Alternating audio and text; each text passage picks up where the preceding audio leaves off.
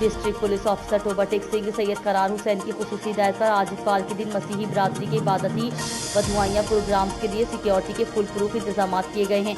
जिला भर में इतवार के दिन दुआइयाँ व इबादती प्रोग्राम पर जिला भर में टोबा पुलिस के 215 से ज़ायद अफसरान व मुलाजमान ड्यूटी सर अंजाम दे रहे हैं।